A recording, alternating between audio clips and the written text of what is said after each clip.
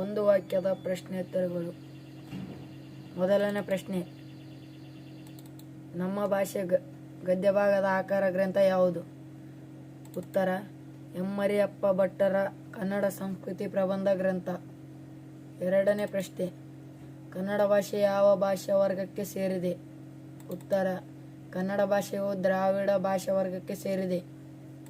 ಮೂರನೇ ಪ್ರಶ್ನೆ, ಕನ್ನಡಕ್ಕೆ ಬಹಳ ಪ್ರಾಚೀನ ಕಾಲದಿಂದಲೂ ಯಾರ ಪೋಷಣೆ ದೊರೆಯುತ್ತಾ ಬಂದಿದೆ?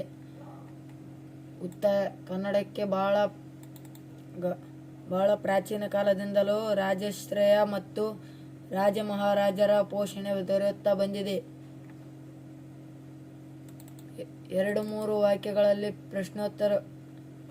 ಪ್ರಶ್ನೋತ್ತರಗಳು. ಪ್ರಶ್ನೆ, ಮೊದಲನೇ ಪ್ರಶ್ನೆ, ವ್ಯಾವಹಾರಿಕ ಮತ್ತು ಗ್ರಾಂಥಿಕ ಭಾಷೆಯ ಲಕ್ಷಣಗಳೇನು? ಉತ್ತರ, ವ್ಯಾವಹಾರಿಕ ಭಾಷೆಯು ನಿತ್ಯ ಜೀವನದ ಮಾತಿನ ರೂಪದಲ್ಲಿದ್ದು ಪ್ರಾದೇಶಿಕವಾಗಿ ಬದಲಾಗುತ್ತದೆ.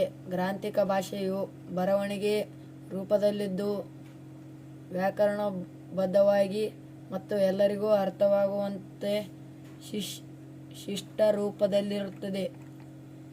ಎರಡನೇ ಪ್ರಶ್ನೆ, ಆಂಗ್ಲ ಭಾಷೆ ವಿಶ್ವವ್ಯಾಪ್ತಿಯಾಗಲು ಕಾರಣವೇನು? ಇದರ ಉತ್ತರ, ಬ್ರಿಟಿಷರ ವಾಣಿಜ್ಯ, ವ್ಯಾಪಾರ, ಸಾಮ್ರಾಜ್ಯಶಾಹಿ ವಿಸ್ತರಣೆ ಮತ್ತು ಆಧುನಿಕ ವಿಜ್ಞಾನ ತಂತ್ರಜ್ಞಾನದ ಅಳವಡಿಕೆಯಿಂದಾಗಿ ಆಂಗ್ಲ ಭಾಷೆ ವಿಶ್ವವ್ಯಾಪಿಯಾಯಿತು. ಮೂರನೇ ಪ್ರಶ್ನೆ, ಲಿಪಿಯ ಜಾಡು ಆರಂಭಗೊಂಡ ಬಗೆ ಹೇಗೆ? ಇದರ ಉತ್ತರ, ಮಾನವ ತನ್ನ ಆಲೋಚನೆಗಳನ್ನು ಶಾಶ್ವತಗೊಳಿಸಲು ಮೊದಲು ಚಿತ್ರಗಳ ಮೂಲಕ ಸಂಕೇತಿಸಲು ಆರಂಭಿಸಿದನು.